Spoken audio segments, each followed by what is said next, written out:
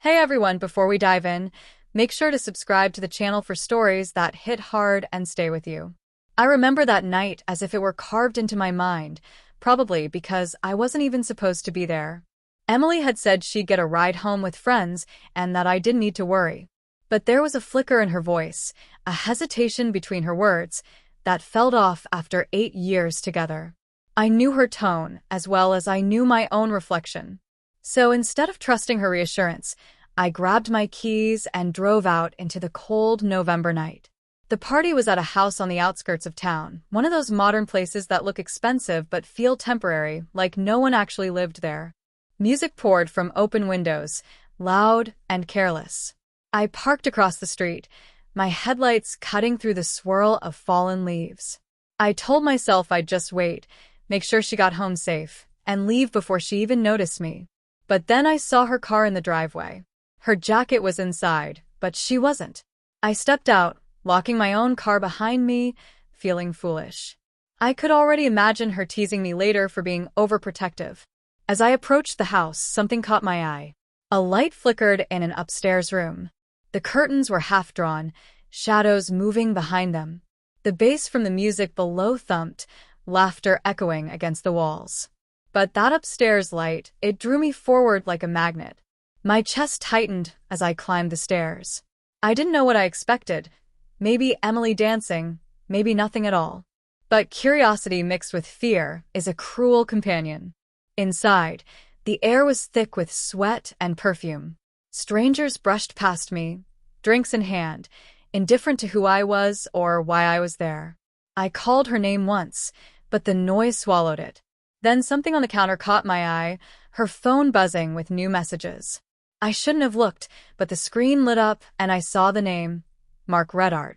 My stomach sank.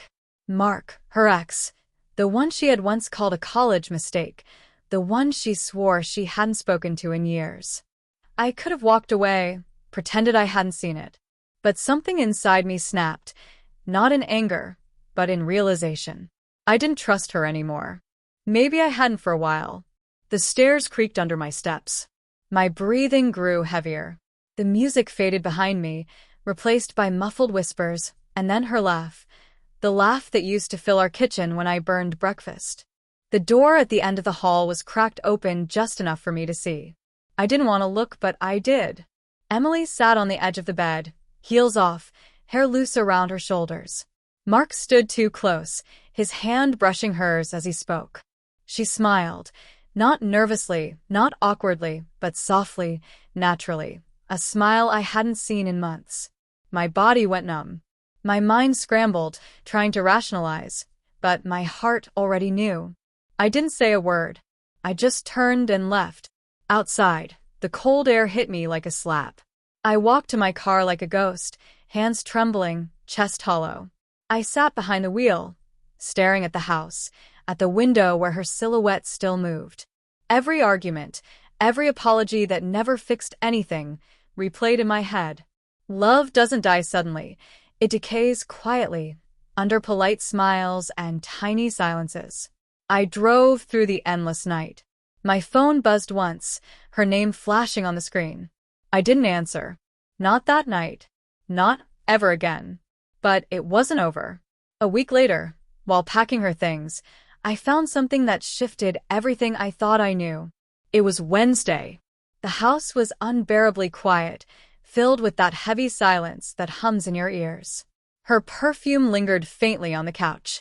I started with her books, the ones she loved but never finished, trying not to remember how I'd read the endings just to make her smile. Then I opened a drawer beside her bed and found a small wooden box.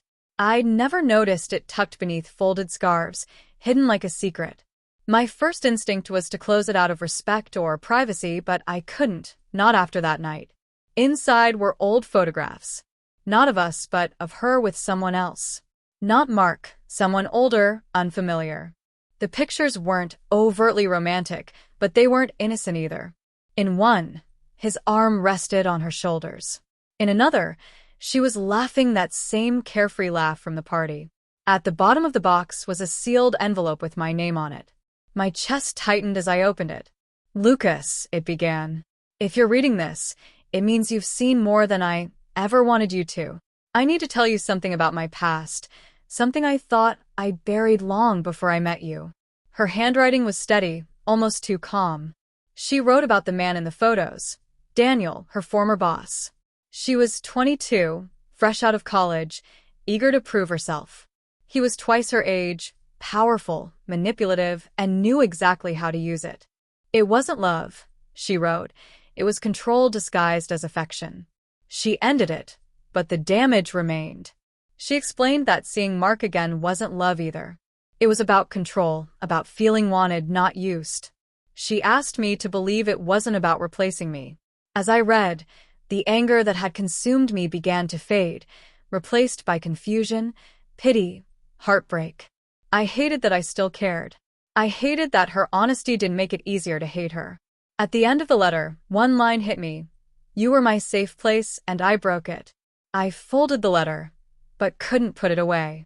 I sat there for hours, thinking about how love can be both shelter and weapon, how the people we trust most aren't cruel, they're just broken in ways we can't fix. That weekend, she came to collect her things. We didn't argue. We didn't cry. She thanked me for packing everything neatly, and I nodded as if it didn't matter. But before she left, I stopped her. I read the letter. She froze, shoulders tight. "I'm sorry," she whispered. "I know," I replied. Not forgiving, but understanding, because I knew what it felt like to live with ghosts you didn't ask for. As she walked out the door, I realized something I should have seen long ago. I wasn't angry because she betrayed me. I was angry because I had built my life around someone still trying to find herself. That night, I drove aimlessly, the road stretching into darkness. The pain was sharp and raw, but underneath it, something new, a quiet release. For the first time in years, I wasn't waiting for someone to choose me. When I got home, I threw the letter into the fireplace and watched it burn. The paper curled, blackened, turned to ash. It wasn't revenge, it was closure. And as the last ember faded, I realized a truth she'd been hiding wasn't just hers, it was ours. Sometimes, love doesn't end in betrayal.